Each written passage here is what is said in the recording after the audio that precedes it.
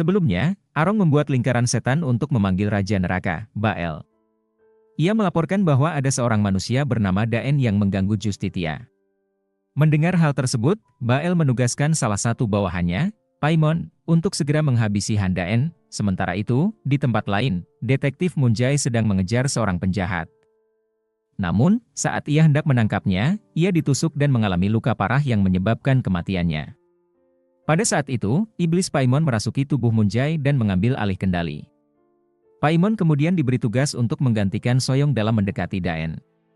Sejak saat itu, ia terus mengikuti Daen untuk memastikan apakah benar Daen mengganggu Justitia. Di masa kini, Moon-jae bertemu dengan Kang Bitna dan mengajaknya berbicara tentang kedekatan hubungannya dengan Daen. Namun, Kang Bitna menyangkal memiliki hubungan dengan Daen dan meminta Moon-jae untuk tidak ikut campur dalam urusannya.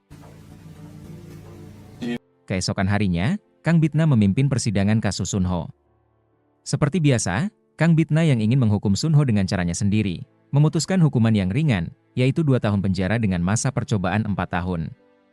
Mendengar keputusan itu, pengacara Sunho merasa senang, tetapi Sunho sendiri menanggapinya dengan biasa saja. Setelah keputusan tersebut, Kang Bitna bertemu dengan Arong dan Mando.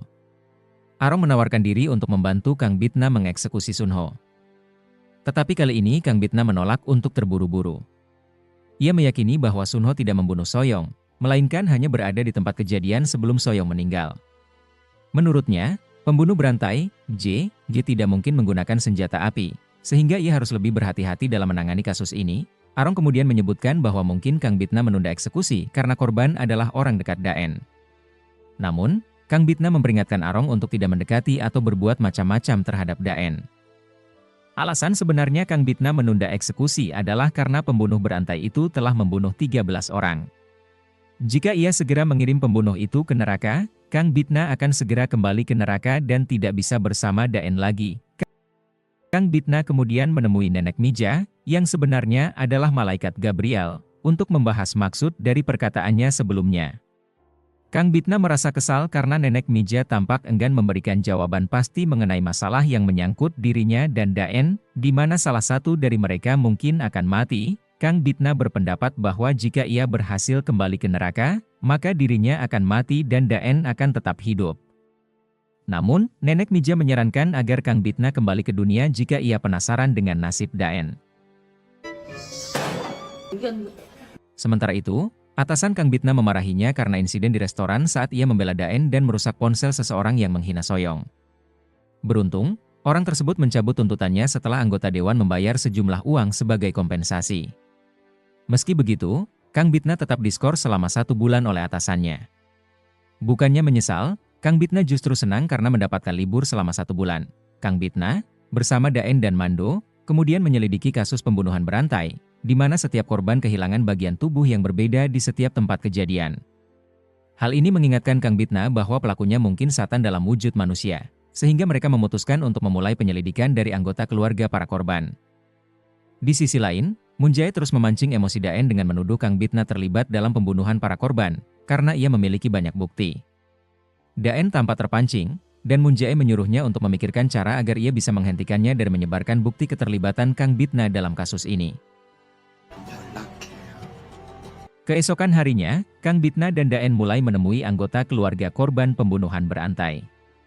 Hampir semua anggota keluarga tersebut tidak bisa memaafkan pelaku dan menganggap negara telah salah karena batas waktu kasus sudah habis, sehingga pelaku tidak bisa lagi dituntut. Hal ini membuat keluarga korban sangat sedih.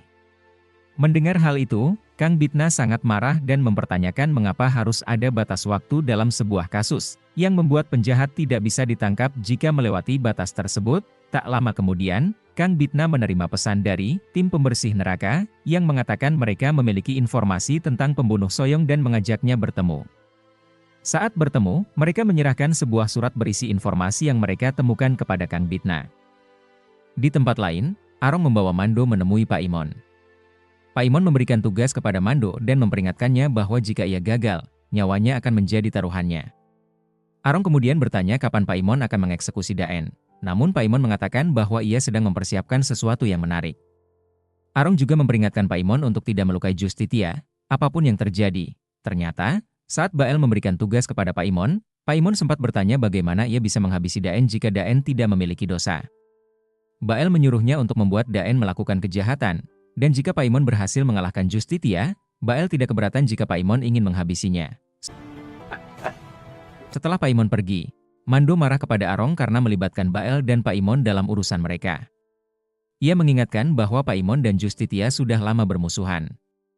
Arong menyalahkan Daen sebagai sumber masalah yang membuat Justitia menjadi lemah. Mando berencana melaporkan hal ini kepada Justitia, namun Arong mengancamnya dengan mengatakan bahwa Mando telah berkhianat karena percaya kepada Tuhan.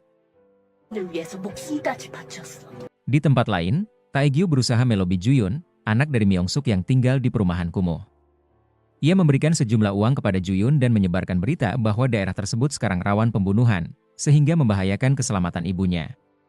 Mendengar hal itu, Juyun menemui ibunya untuk meminta agar ia mau menandatangani surat pindah dari perumahan tersebut.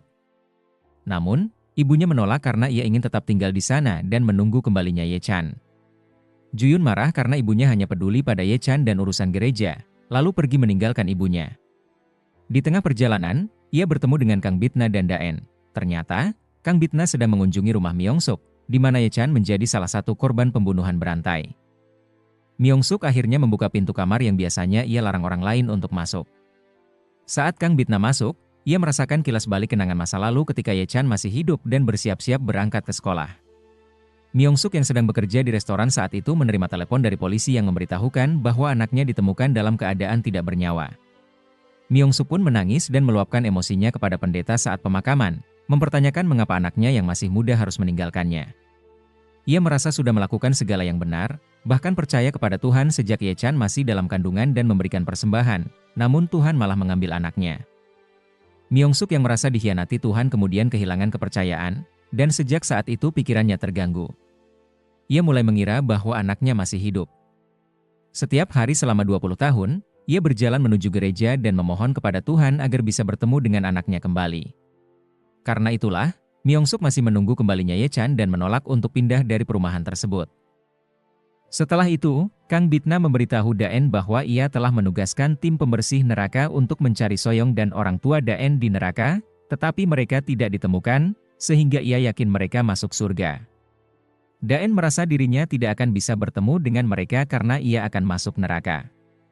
Namun, Kang Bitna memastikan bahwa Daen akan masuk surga dan berjanji akan menemukan pelaku pembunuhan tersebut. Kang Bitna kemudian pergi ke sebuah klub malam untuk menemui Suyeon, dan menanyakan apakah Suyeon sedang berpura-pura karena ia mencurigai Suyeon adalah pembunuh berantai J atau Satan. Suyeon bingung dengan tuduhan itu dan tidak mengerti apa yang dimaksud oleh Kang Bitna. Ia mengatakan tidak mengenal Satan atau J. Hal ini membuat Kang Bitna bingung karena ternyata semua yang dikatakan Suyeon benar. Dan ia salah menduga bahwa Suyeon adalah Satan atau pelaku J. Sementara itu, Daen menerima panggilan dari nomor Kang Bitna, yang ternyata adalah Mando yang menyamar menggunakan suara Kang Bitna. Mando menyuruh Daen menyelamatkannya karena ia sedang dalam bahaya, sesuai dengan perintah Arong. Mando yang merasa bersalah karena telah menipu Daen, kemudian mendapat pencerahan dari seorang pendeta bahwa meskipun Mando adalah iblis, jika ia bertobat, pintu gereja akan selalu terbuka untuknya. Ketika Arong mengetahui Mando mengunjungi gereja, ia mengancamnya. Namun, kali ini Mando berani melawan Arong dan menyemburkan serbuk belerang ke arah Arong. Sehingga Arong kehilangan kekuatannya untuk sementara waktu.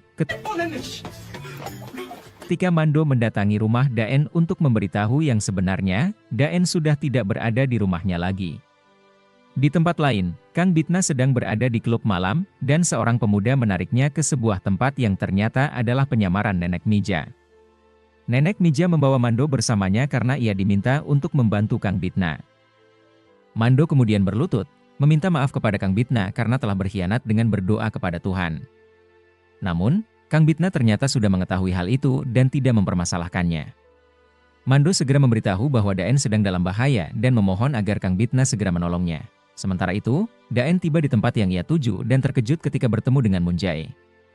Moon Jae mengungkapkan bahwa ia telah menghabisi Kang Bitna untuk memancing emosi Daen. Marah, Daen mengambil pisau dan mencoba menyerang Moon Jae. Kali ini, niat membunuh yang ada pada Daen membuat Moon Jae yakin bahwa Daen telah berdosa dan bisa dihabisi. Moon Jae mulai memukuli dan menendang Daen berkali-kali. Untungnya, Kang Bitna datang tepat waktu dan langsung membalas serangan Moon Jae. Moon Jae menerima beberapa pukulan telak dari Kang Bitna. Namun, dengan liciknya, Moon Jae menghipnotis Kang Bitna, membawanya masuk ke alam mimpi dan membuat Kang Bitna melihat Moon Jae sebagai Daen.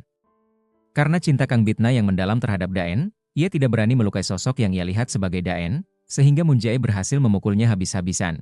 Dalam keadaan terdesak, Daen memanggil nama Kang Bitna, berharap dapat membangunkannya dari ilusi. Setelah tersadar, Kang Bitna berbalik dan memberikan perlawanan yang sengit terhadap Moon Jae, hingga akhirnya ia melemparkan tombak yang tepat mengenai Paimon. Setelah pertarungan itu, Kang Bitna menghampiri Daen dan berjanji akan selalu melindunginya. Namun, tiba-tiba Moon Jae muncul di belakang Kang Bitna dan berusaha menusuknya dengan tombak. Melihat hal itu, Daen dengan cepat melompat untuk melindungi Kang Bitna, mengorbankan tubuhnya sendiri untuk menerima serangan tombak tersebut.